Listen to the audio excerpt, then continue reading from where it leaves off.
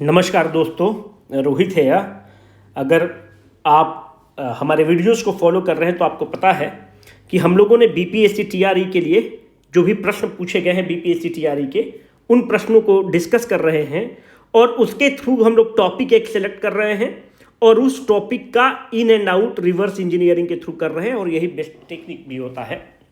अगर आप देखोगे तो मैक्सिमम लोग को मेडिवल हिस्ट्री से बहुत दिक्कत होता है। देखो, हमारा एक चीज़ मानना है कि आखिर में ऐसा क्यों है कि अगर आप कुछ आप अपने दोस्तों को देखते होंगे तो वो भी 6 घंटा पढ़ रहा है पर वो हमेशा प्रीलिम्स को क्लियर कर ले रहा है, और ऐसा क्यों हो रहा है कि आप 8 से 10 घंटा पढ़ रहे हैं और प्रीलिम्स को नहीं क्लियर कर पा रहे हैं। इसका मतलब कि it is not about the number of the hours which you are putting in, it is all about the strategy जो दिक्कत कर रहा है। प्रॉब्लम क्या है कि अभी कुछ लोग को अब एक एंजाइटी अटैक होगा मेडिवल हिस्ट्री का, और वो एक बार मेडिवल हिस्ट्री उठाएगा और उसको करने की कोशिश करेगा। भाई, जब भी आप कोई टॉपिक को उठाए, the best way is to do the reverse engineering, just go through the previous year questions, try to see कि एक फेवरेट एरिया क्या है, एक स्वीट स्पॉट कहाँ है जहां पे आप उसको हिट कर सकते हैं। अभी हम आपको यहाँ पे शो करने की कोशिश करते हैं कि मेडिवल हिस्ट्री पूरा पढ़ने की जरूरत नहीं है। मेडिवल हिस्ट्री वीडियो के अंत में हम आपको टॉपिक दे देंगे, वो कर लो। आज 2 टॉपिक तो हम ही करा देंगे तुमको, मात्र गिन के 5 टॉपिक है मेडिवल हिस्ट्री में, कर लो। 90% क्वेश्चन वहीं से टकरा जाएगा। और यही जो लोग प्रीलिम्स निकाल रहा है यही कर रहा है। ऐसा कैसे है कि कोई 10 से 15 दिन पढ़ के प्रीलिम्स निकाल ले रहा है और कोई 3-3 महीना पढ़ के भी प्रीलिम्स नहीं निकाल रहा है। It is not about the aptitude, it is all about the attitude. आप एटीट्यूड कैसा रख रहे हैं, प्रॉब्लम कहां आ रहा है, अभी उसको हम आपके सामने दर्शा देते हैं। दूसरा इंपॉर्टेंट चीज है कि आपको यही नहीं पता है कि किस टॉपिक को कितना डेप्थ में करना है ना। अब तुम पागल की तरह बाबर को खूब डीप किए जा रहे हो, आप पागल की तरह खूब बलबन को डीप में किए जा रहे हो। अरे भाई, अगर डीप में हमको करना है तो हमको अलाउद्दीन खिलजी को डीप में करना है और कुछ नहीं करना है दिल्ली सल्तनत में, क्योंकि बीपीएससी एग्जाम में केवल अलाउद्दीन खिलजी पूछेगा। अभी आपको दिखा देते हैं, चीजों को सब्सटेंशिएट करते हैं, नहीं तो ट्रोल्स का क्या है वो कमेंट में कुछ भी करने लगेगा। But I will talk on some empirical numbers. जैसे देखो, क्वेश्चन है, the Sikh guru who was put to death in the reign of the Aurangzeb was. भाई, ये क्वेश्चन उसको पूछना ही है, आज पूछेगा कल पूछेगा, इसका करेक्ट आंसर ई हो जाएगा। बहुत नमूना गुरु गोविंद सिंह टिक करेगा। पर इसका मतलब कि आपको पता ही नहीं था कि ये टॉपिक आ सकता था। अगर ये टॉपिक तुम गलत कर रहे हो तो लो हैंगिंग फ्रूट है, तुम गधा हो। एज सिंपल एज दैट, गधा हो एकदम तुम। इसके पीछे लॉजिक ये है कि इसलिए तुमको गधा बोल रहे हैं क्योंकि ये टॉपिक तुमको डीप में करना है। क्यों डीप में करना है? अच्छे से करना है। क्यों?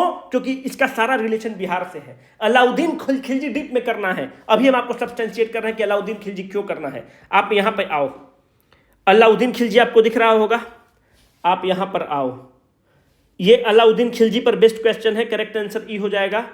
और नीचे चलो, एक पेपर में तुमको हम दिखा रहे हैं कि कितना अलाउद्दीन खिलजी पर क्वेश्चन है। तो भाई, अगर हमको ये पता है कि सामने वाले का टेस्ट सिकंदर एसएनई, इट इज नॉट अबाउट कि क्वेश्चन का नेचर क्या है। भाई, ये 11वां 12वां के टीचर का एग्जाम है तो यहां पे हो सकता है सिंपल क्वेश्चन पूछ रहा है, पर 11वां 12वां का जो मास्टर है उसके माई बाप का परीक्षा हो रहा है, डिस्ट्रिक्ट एजुकेशन ऑफिसर का परीक्षा हो रहा है। भाई, अगर हमको ये पता है कि हमको पसंद अगर गोरी लड़की है, हमको पसंद 10 की लड़की है, हमको पसंद अगर लंबी लड़की है, तो मेरा पसंद थोड़ी चेंज हो जाएगा। वाइस वर्सा होल्ड गुड, लड़का के लिए हमारा टेस्ट थोड़ी पसंद हो जाएगा, हमारा टेस्ट तो वही रहेगा। इसका मतलब कि ये चीज तो बहुत ही स्पष्ट है कि एक पेपर में अगर 4 क्वेश्चन अलाउद्दीन खिलजी पर है, इसका मतलब कि एग्जामिनर का टेस्ट अलाउद्दीन खिलजी है, इंटरेस्ट अलाउद्दीन खिलजी है। आज अलाउद्दीन खिलजी को इतना डीप में करेंगे कि अलाउद्दीन खिलजी से बीपीएससी का जितना औकात है वो पूछ लेगा, एक क्वेश्चन बाहर नहीं जाएगा, क्योंकि आपके बदले हम एनसीईआरटी पढ़ के बैठे हुए हैं, तो हम आपको अच्छे से आज खत्म करेंगे। दूसरा है कि हम लोग गुरु गोविंद सिंह को आज डिटेल में करने की कोशिश करेंगे, क्योंकि गुरु गोविंद सिंह पे क्वेश्चन है और यहाँ पे अच्छा क्वेश्चन गुरु गोविंद सिंह पे बन सकता है। Let us start. देखो, यह है गुरु गोविंद सिंह। गुरु गोविंद सिंह का जन्म कब हुआ है? गुरु गोविंद सिंह का जन्म हुआ है 22 दिसंबर 1666 में। कहां पर जन्म हुआ है गुरु गोविंद सिंह का? पटना में जन्म हुआ है। गुरु गोविंद सिंह कितने नंबर के गुरु हैं? 10वें नंबर के गुरु हैं। गुरु गोविंद सिंह के बाद और कोई गुरु आता है क्या? नहीं आता है। गुरु गोविंद सिंह लास्ट ह्यूमन गुरु हैं। उसके बाद गुरु ग्रंथ साहिब ही गुरु के रूप में काम करना स्टार्ट करेगा, लास्ट ह्यूमन गुरु है। कहां जन्म? पटना। पटना में जहां पे जन्म हुआ है, यहां पे एक तख्त बना हुआ है, उसको तुम क्या कहते हो? हरमिंदर साहिब। उस तख्त का नाम है हरमिंदर साहिब। साहिब मतलब क्या होता है? इसको कहते हैं तख्त हरमिंदर साहिब। तख्त, तख्त मतलब क्या होता है, जैसे हम लोग का मंदिर होता है उसी तरह सिखों का एक टेम्पोरल और स्पिरिचुअल स्पेस को आप तख्त बोलते हैं। तो इस हरमिंदर साहिब को ही आप क्या बोलते हैं, पटना साहिब बोलते हैं। पटना साहिब का अभी मेंबर ऑफ पार्लियामेंट कौन है? अगर आप इसका कमेंट सेक्शन में उत्तर नहीं देंगे तो हमें दुख होगा, और यह इंपॉर्टेंट है आपके एग्जाम के लिए, पूछ सकता है, कुछ भी पूछ सकता है। तो पटना साहिब का मेंबर ऑफ द पार्लियामेंट कौन है, कमेंट सेक्शन में बताना। ये जो हरमिंदर साहिब पटना वाला है, इसको बनवाता कौन है? राणा रंजीत सिंह बनाते हैं, राजा रंजीत सिंह बनाते हैं। अगर आप देखोगे तो जो पटना का हरमिंदर साहिब है, ये सबसे सेकंड पवित्र जगह है सिखों के लिए, सेकंड पवित्र जगह है। तो आपके जहन में पहला क्वेश्चन आना चाहिए कि पहला पवित्र जगह फिर कौन है, ये हमको बता दीजिए। पहला पवित्र जगह है, उसका नाम है अकाल तख्त। तख्त मतलब अभी आपको बता चुके हैं कि तख्त मतलब होता है कि उनका स्पिरिचुअल सेंटर। इस अकाल तख्त को कौन बनाता है? अकाल तख्त को इनका छठा गुरु बनाता है, और उस गुरु का क्या नाम है? गुरु हरगोविंद सिंह। गुरु हरगोविंद सिंह। ये जो हरगोविंद सिंह हैं, ये निहंस का निर्माण करते हैं। क्यों निहंस के बारे में आपको बता दिए, क्योंकि अभी दिल्ली में जब फार्मर्स का स्ट्राइक चल रहा था तो निहंस आ जाता है। निहंस मार्शल आर्ट का एकदम मतलब धुरंधर होता है, मार्शल आर्ट का, और एकदम तलवारबाजी खूब करता है। तो हरगोविंद सिंह निहंस का निर्माण करते हैं, मार्शल आर्ट ग्रुप है। हमारे एग्जाम के लिए बिल्कुल भी इंपॉर्टेंट नहीं है, इसलिए हम लोग नहीं जाएंगे। अब देखो, गुरु गोविंद सिंह मात्र 9 साल के उम्र में ये गुरु बन जाते हैं, 10वां गुरु बनते हैं। गुरु गोविंद सिंह के जो प्रेडिसेसर हैं, जो फादर हैं, उनका क्या नाम है? गुरु तेग बहादुर। अगर आप दिल्ली में रहते हैं तो मुखर्जी नगर नाम का कोई स्टेशन नहीं है। मुखर्जी नगर उतरने के लिए आपको एक जगह पर उतरना पड़ता है, उसका नाम है जीटीबी नगर, और जीटीबी नगर से एक ऑटो पकड़ के मुखर्जी नगर जाना होता है। That is called Guru Tegh Bahadur नगर, है ना। तो गुरु तेग बहादुर, तो गुरु तेग बहादुर का दिल्ली में इनको बोलता है औरंगजेब कि तुम इस्लाम कबूल करो। ये इस्लाम कबूल करने से मना करते हैं, और गुरु तेग बहादुर की निर्मम हत्या करता है। गुरु तेग बहादुर के निर्मम हत्या के बाद 9 साल की उम्र में गुरु गोविंद सिंह 10म गुरु बनते हैं। 2-3 चीज को याद रखना। गुरु गोविंद सिंह जो हैं 10म ग्रंथ को कंपाइल करते हैं, और यही गुरु गोविंद सिंह बोलते हैं कि यह जो 10म ग्रंथ है आपका, अब आगे से यही आपका गुरु रहेगा, यही आपको गाइड करेगा। इसीलिए आप जब भी गुरुद्वारा में जाते हैं तो वहाँ पे कोई गुरु नहीं होता है, गुरु ग्रंथ साहिब की ही पूजा होती है। 10म ग्रंथ जो है उसी की ही पूजा होती है, उसी की आराधना होती है, उसी में सारा उनका जो है फिलॉसफी डाला हुआ है कि वही उसको गाइड करेगा। अगर आप देखोगे तो गुरु गोविंद सिंह खालसा पंथ का निर्माण करते हैं। खालसा पंथ क्या है? वैरियर पंथ है। कब निर्माण करते हैं?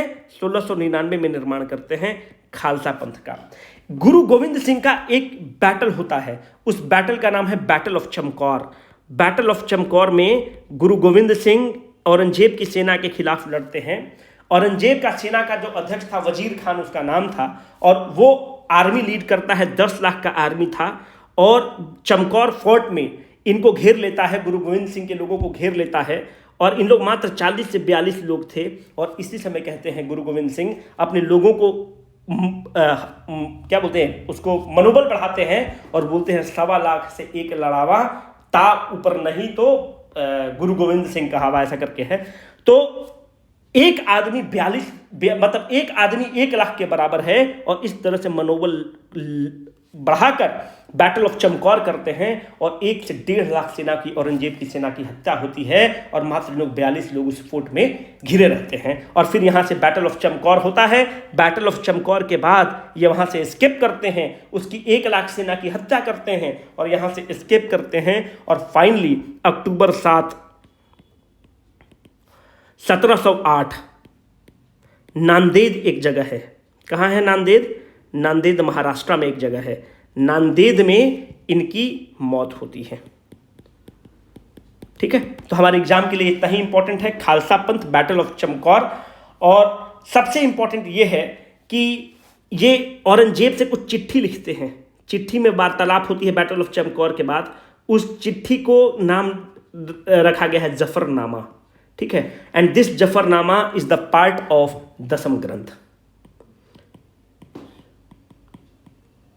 दसम ग्रंथ। अब एक क्वेश्चन इसे बाहर नहीं जाएगा यार, जो भी इसको क्वेश्चन पूछना होगा इसी से पूछेगा, एक भी क्वेश्चन बाहर नहीं जाएगा, ठीक है। और जफरनामा लेटर किसके साथ डील करते हैं? औरंगजेब के साथ जो पत्राचार करते हैं उसी को कहते हैं जफरनामा नाम दिया गया है। And Zafarnama is now the part of the दसम ग्रंथ माय डियर फ्रेंड्स। यहां पर हमको एक चीज और बताओ, खालसा पंथ का बात करते हैं और 5K की बात करते हैं।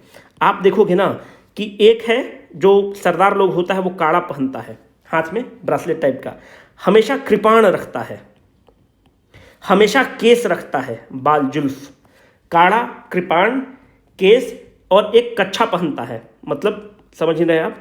और 5वां क्या रखता है उसको कमेंट सेक्शन में बताओगे। तो यहाँ पर तुमको कमेंट सेक्शन में 2 चीज़ बताना है।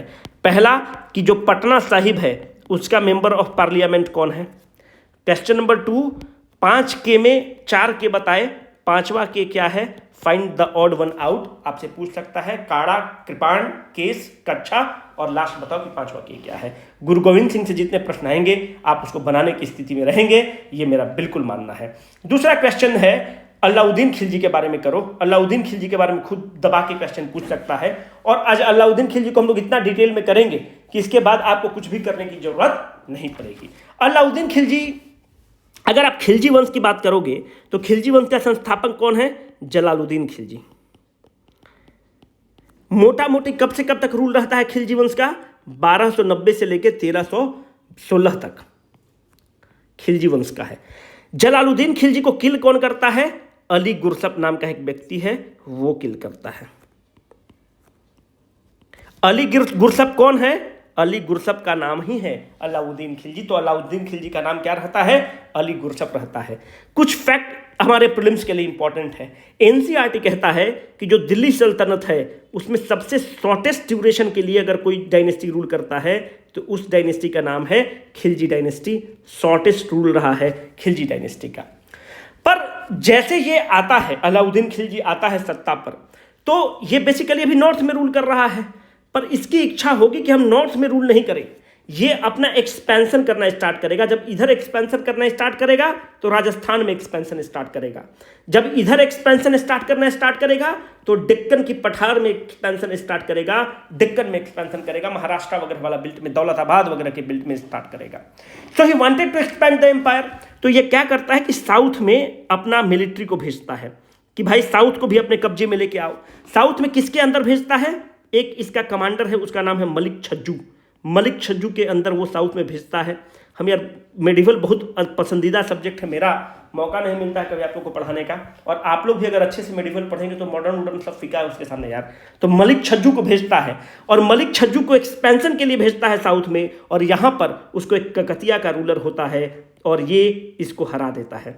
जब ककतिया किंग हरा देता है मलिक छज्जू के लिए तो यह प्रतिष्ठा का बात बन जाता है अलाउद्दीन खिलजी के लिए। और अलाउद्दीन खिलजी अपना जो सबसे एबल कमांडर है उसका नाम है मलिक कफूर। मलिक कफूर को बोलता है कि अब जो साउथ का एक्सपीडिशन है उसका नेतृत्व तुम करोगे। मलिक कफूर साउथ की तरफ भागता है और देवगिरी में यादवा डायनेस्टी रूल कर रहा है। यादवा डायनेस्टी का एक बहुत इंपॉर्टेंट रूलर है, उसका नाम है रामचंद्र देव। इस रामचंद्र देव को मलिक कफूर बुरी तरह से हारता है और ये उसको जो भी हारने के बाद तय किया जाता था कि हरजाना तुम भरोगे, हरजाना भरता है। जो यादवा डायनेस्टी है वो हारता है। रामचंद्र देव कहाँ से रूल कर रहे हैं, देवगिरी से रूल कर रहे हैं। देवगिरी किसका कैपिटल है, दौलताबाद का कैपिटल है। और इस तरह से साम्राज्य विस्तार करना स्टार्ट करता है। दूसरी बात अगर तुम देखोगे कि मलिक कफूर एक बहुत छोटा सा व्यक्ति था, इसको बहुत वो आगे बढ़ाता है।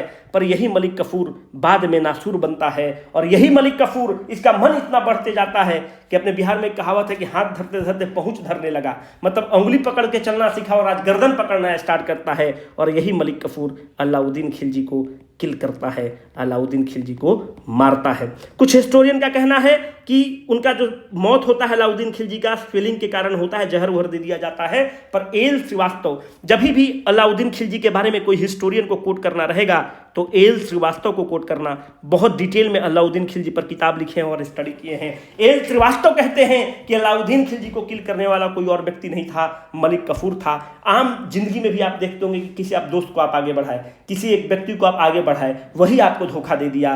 तो उसी तरह से मलिक कफूर अलाउद्दीन खिलजी को धोखा दे दिया, क्योंकि इसकी महत्वाकांक्षा बढ़ते जा रही थी। इसको दिल्ली सुल्तान बनने की इच्छा थी। क्यों इसको दिल्ली सुल्तान बनने का इच्छा था? क्योंकि वो साउथ में एक्सपीडिशन करना चाहता था। मलिक छज्जू हारता है, मलिक छज्जू के बाद अपने एबल आदमी को भेजता है, पर एबल आदमी साउथ का एक्सपीडिशन तो जीतता है, पर उसकी महत्वाकांक्षा बढ़ती है और दिल्ली की राजगद्दी संभालना चाहता है। आम दिनचर्या में भी आप देखते होंगे कि ऐसा ही आपके इष्ट मित्र लोग दगा धोखा देते होंगे। एक लाइन है कि ना जाने क्यों मेरा हर दोस्त मुझको आजमाता है, ना जाने क्यों मेरा हर दोस्त मुझको आजमाता है, जिसे आगे बढ़ाता हूँ वही पीछे हटाता है।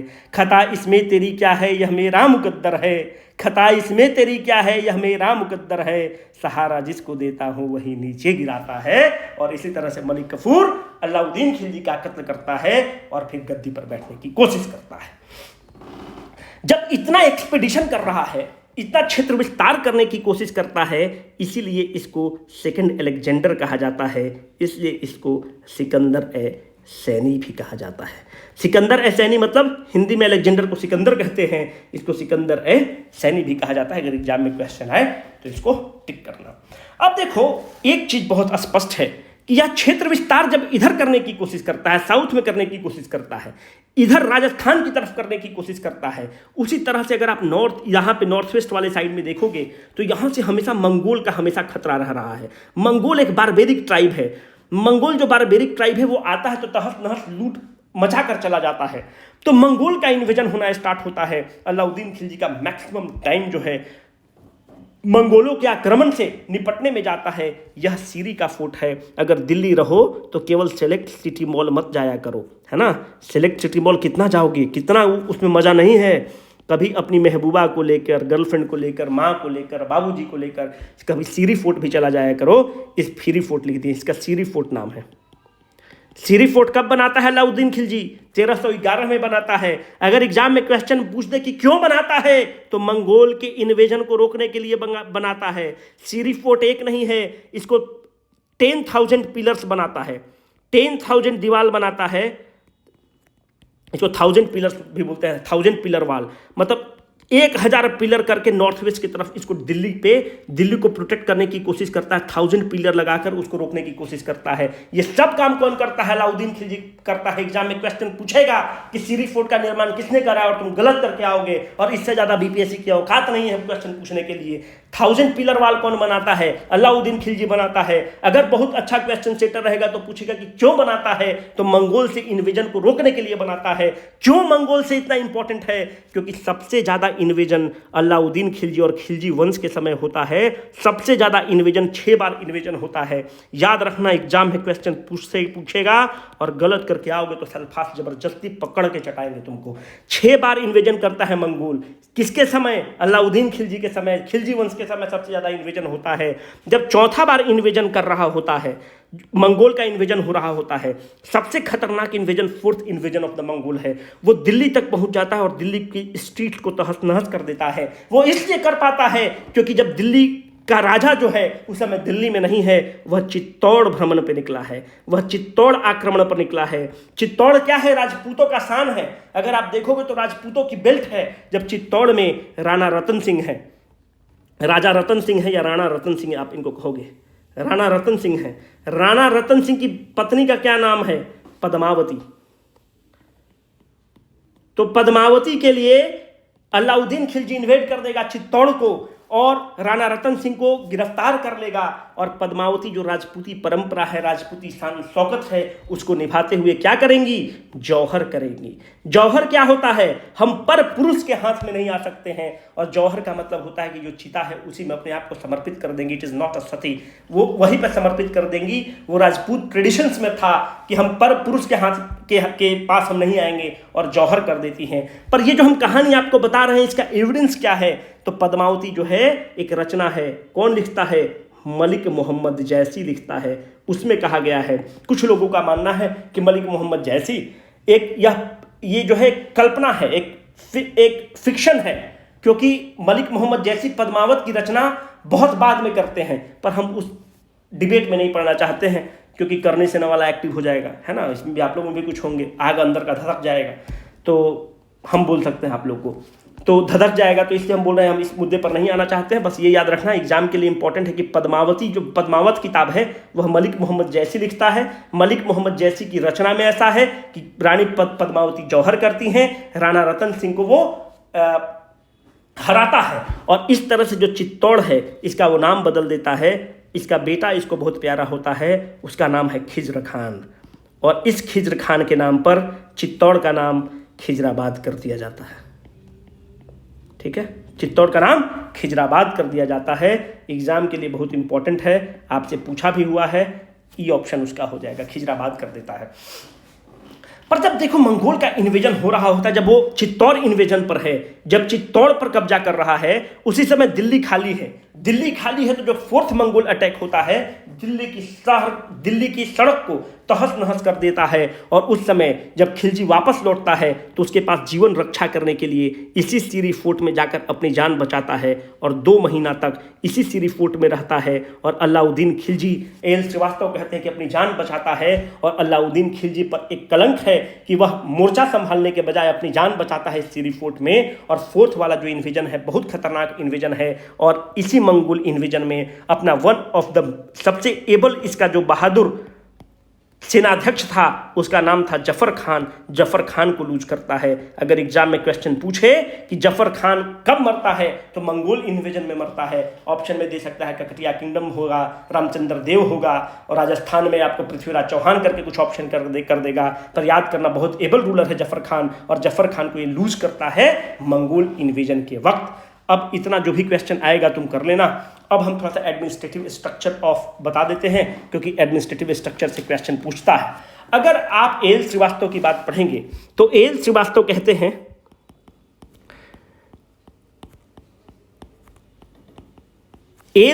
कहते हैं कि अलाउद्दीन खिलजी स्टेट को सुप्रीम मानता है, राज्य को सुप्रीम मानता है, किंग को सुप्रीम मानता है। अगर आप पहले देखेंगे दिल्ली सल्तनत में तो भाई भतीजावाद चल रहा है, तो ये क्या कहता है, किंगशिप नोज नो किंगशिप। ये अलाउद्दीन खिलजी का कहना है कि राजा नेपोटिज्म नहीं करता है, राजा परिवारवाद नहीं करता है, kingship knows no kingship. L Srivastava का कहना है। उसका जब चित्रण करते हैं तो एल श्रीवास्तव ये लिखते हैं, एग्जाम में क्वेश्चन पूछ दे कि एल श्रीवास्तव कौन ये बात कहा है कि कौन अलाउद्दीन खिलजी के बारे में ये कहा है कि kingship knows no kingship. Correct answer हो जाएगा एल श्रीवास्तव। सबसे इंपॉर्टेंट है कि ये मार्केट रिफॉर्म्स दबा के करता है। मार्केट रिफॉर्म्स में अगर आप देखोगे तो पहले जो टैक्स कलेक्ट किया जाता था 1/6 ऑफ द प्रोड्यूस किया जाता था, पर ये बढ़ाकर इसको कर देता है कि 1/2 ऑफ द टोटल प्रोड्यूस कर देता है, मतलब 50% कर देता है। मतलब अगर 100 रुपया कमा रहे हो तो 50 रुपया सरकार टैक्स देगा। फिर भी लोग बहुत खुश था, क्योंकि जब 1/6 का प्रोड्यूस दिया जाता था तो उस समय इन्फ्लेशन 30% 40% था।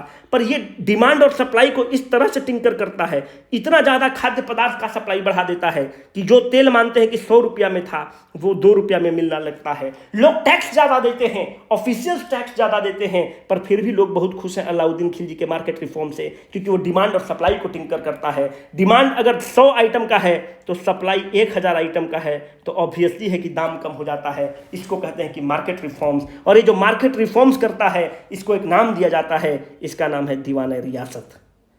एग्जाम में क्वेश्चन पूछेगा कि दीवाने Riyasat is related to what, तो Diwane Riyasat is related to the market reforms of the Alauddin Khilji my dear friends.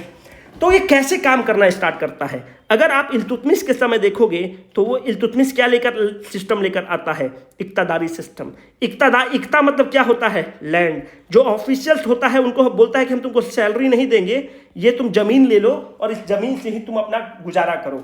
ये देखता है कि इस जमीन में तो भ्रष्टाचार बहुत है, और उसको अगर 100 रुपया मिलना चाहिए तनख्वाह, तो जमीन से वो 1000 का उपार्जन कर रहा है, तो ये जब अलाउद्दीन खिलजी आता है तो वो इक्तादारी सिस्टम को ख़त्म करता है। तो याद रखना, एग्जाम में पूछेगा कि कौन इक्तादारी सिस्टम को ख़त्म करता है, तो अलाउद्दीन खिलजी ख़त्म करता है। तो ये जो ऑफिशियल्स को लैंड दे के रखा था, तो ये सारे लैंड को वो क्या करता है, वो क्राउन का ज़मीन सारा इन लोग से हटाता है, बोलता है कि तुम लोग तनख्वाह लेना, और क्राउन लैंड के रूप में इसको डिक्लेयर करता है। क्राउन लैंड को क्या कहते हैं, मुस्तक राज। तो ये जो लैंड है, जैसे मानते हैं कि हम गवर्नमेंट ऑफिशियल हैं, तो हमको 10 एकड़ ज़मीन मिला है, तो हम इस 10 एकड़ की ज़मीन को हमने एक और इंटरमीडिएरी खड़ा कर दिया, बोले कि तुम पैसा कलेक्ट करना, और वो किसी और को दे दिया पट्टा पे। तो बीच में जो लैंडलॉर्ड्स आ रहे थे, इसको कहा जाता था खूट अनमुकद्दम। मानते हैं कि ये मेरा घर है, हमने भाई किराया XYZ को देने के लिए बीच में हमने दलाल को दे दिया, जो दिल्ली में ब्रोकर एजेंट है सब, है ना, इसको दे दिया। तो ये सब भी अपने आप को इसका मालिक ही समझने लगता है। तो खूट एंड मुकद्दम को, सारा सिस्टम को खत्म करता है, खूट को खत्म करता है, मुकद्दम को खत्म करता है, और ये जो सारा जमीन जो इस ऑफिशियल को दिया हुआ था, इसको क्राउन लैंड के रूप में डिक्लेयर कर देता है कि सारा सरकार की जमीन है, और आप लोग अपना सैलरी लेना स्टार्ट करिए। और ये जो मुस्तक राज है, इसको ये कहता है खालसा लैंड, ये गवर्नमेंट का लैंड है। और ये जो सिस्टम है, इसको क्या कहा जाता है, इसको कहा जाता है दीवान ए मुस्तक राज। दीवान ए